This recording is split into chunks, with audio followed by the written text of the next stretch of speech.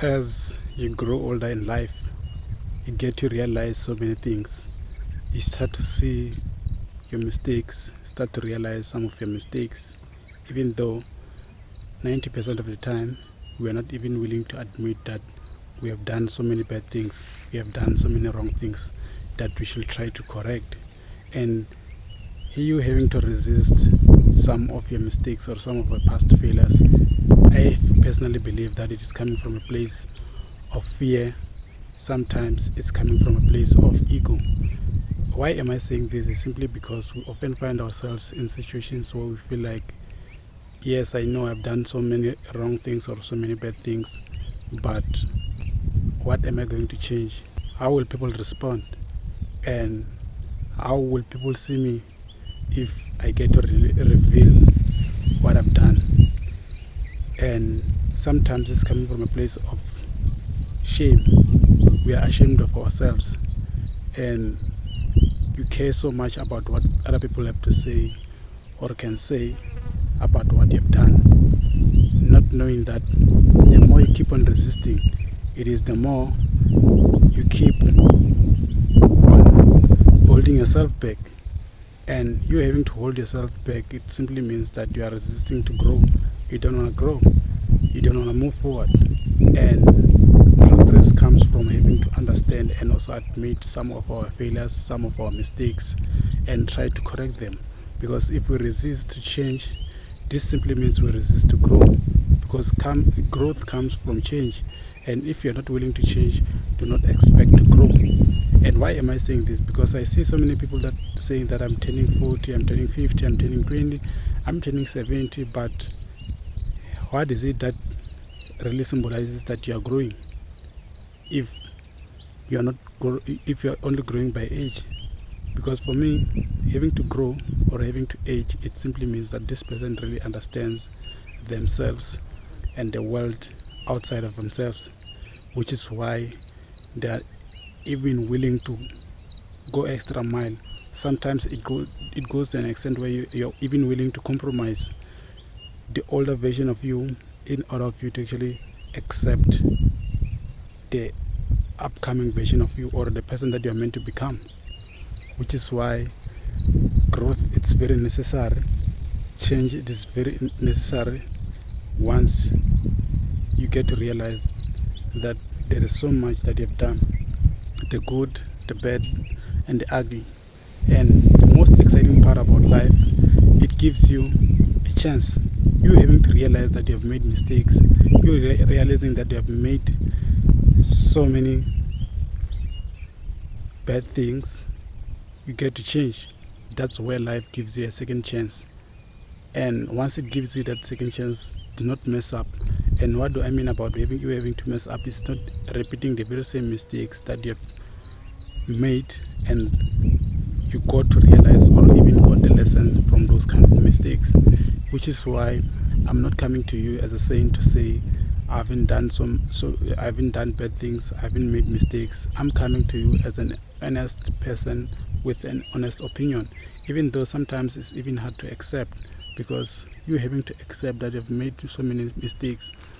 Like I said, it's coming from a place of shame, sometimes from a place of uh, fear, as well as from a place of ego. And if you let your ego surpass your best possible version of yourself, you resist to grow.